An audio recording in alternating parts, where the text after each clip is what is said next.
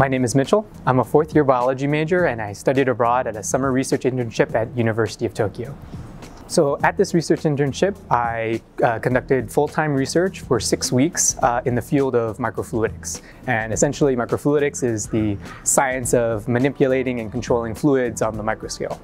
I chose to research at University of Tokyo because I wanted to conduct research in something out of my field. I currently conduct university research in stem cell biology and some public health research, and I just wanted to try something completely different. Also, I was very interested in just studying abroad because it would be an entirely new experience that would introduce me to a new set of cultures and just an international experience, since research is an international effort. Research at UCSB is different in that research as a student is usually more long-term. So for example, students may be trained for a few months and put on a variety of different projects doing a variety of different things over the course of a year or years. In a study abroad experience, especially a summer study abroad research experience, there's a limited amount of time and your work is much more focused. So while I was only there for 6 weeks, I did a lot of work because I was a full-time researcher. You're not worrying about exams, you're not worrying about tests. You're just spending your entire time doing research, and a lot of it is more independent. They still give you guidance, but they kind of throw you in the deep end to figure things out for yourself because there's time to figure things out. And honestly, it's a faster way to learn.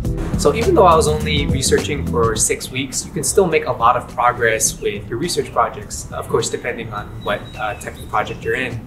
But for my experience, in the 6 weeks that I was working, because I was working so closely with the assistant professor on this experiment, he was able to get enough experimental data to the point now where we're working together on publishing a manuscript in a peer-reviewed journal.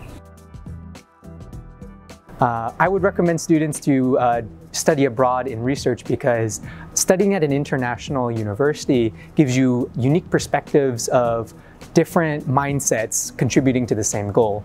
So for example, we had different exchange students from Egypt, from Russia, from China, and they're all working on similar tasks. And you see that it's nice approaching research projects from different perspectives because there's no one correct way to approach the same goal.